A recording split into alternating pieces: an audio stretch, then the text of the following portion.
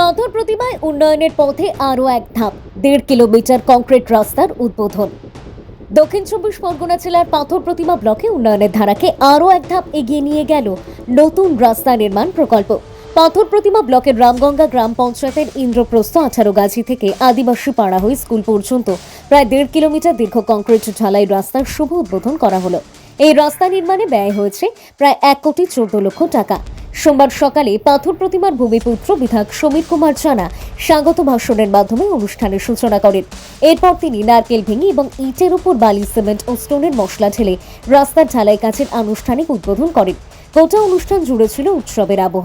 উদ্বোধনী অনুষ্ঠানে বিশেষভাবে চোখে পড়ে শাসক দলের মহিলা কর্মীদের উন্নয়নের পাঁচালী পাঠের পর শঙ্খধ্বনি ও উলুধ্বনির মধ্যে দিয়ে জাঁকজমকপূর্ণভাবে রাস্তার উদ্বোধন সম্পন্ন হয়।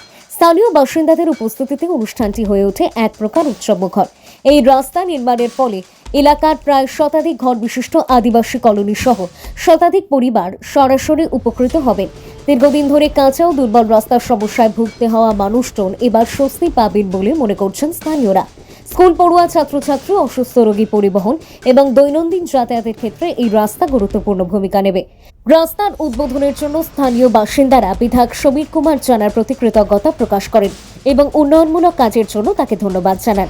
এই অনুষ্ঠানে উপস্থিত ছিলেন বিধায়ক সমীর কুমার জানা, পাথর প্রতিমা পঞ্চায়েত সমিতির কর্মাধ্যক্ষ রাধেশ্যাম মাইতি, রামগঙ্গা গ্রাম পঞ্চায়েতের প্রধান প্রভাত সেনাপতি সহ এলাকার বহু বিশিষ্ট ব্যক্তি ও স্থানীয় জনপ্রতিনিধিরা। সব মিলিয়ে এই রাস্তা নির্মাণ পাথর প্রতিমার সার্বিক উন্নয়নের ভিত আরও মজবুত করবে বলেই মত স্থানীয় মানুষের। দক্ষিণ চব্বিশ পরগনা থেকে গোপাল শীলের রিপোর্ট, ডিএন নিউজ বাংলা। আগে কেমন ছিল?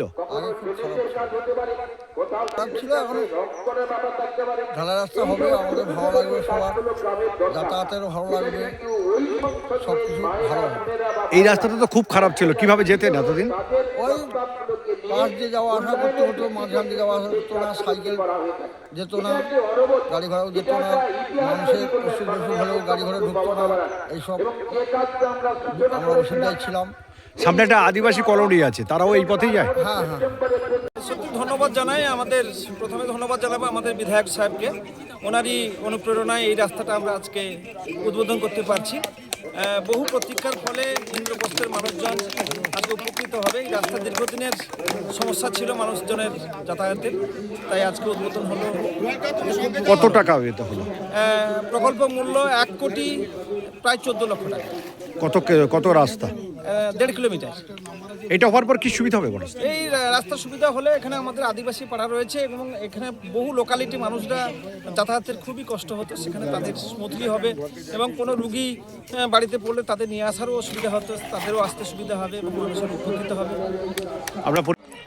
এর জন্য আমরা বিভিন্ন সময়ে পথস্থির দাবি করে যেমন এগোনোর চেষ্টা করেছি, তারপরে যখন দেখছি বিলম্বিত হচ্ছে, এলাকার মানুষদের কথা শুনে রাধেশ্যাম বাবু বারবার করে এই প্রসঙ্গটা যেমন তুলেছে, তেমনিভাবে অজিত বাবুরা তাদের এই এলাকার গুরুত্বের কথা আমাদের কাছে বারবার করে উপস্থাপন করবার চেষ্টা করেন।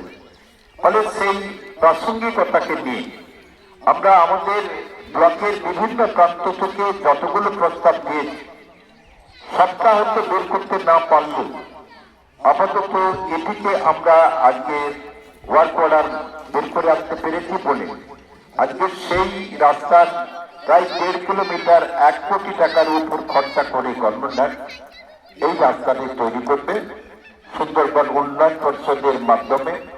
যে রাস্তাটা একবার তৈরি হয়ে গেল, এটা এত সুন্দর করে কাজকর্ম করা হয়, যেখানে অনায়াসে প্রায় 20 বছর আমরা এই রাস্তাকে সচল রাখতে পারি।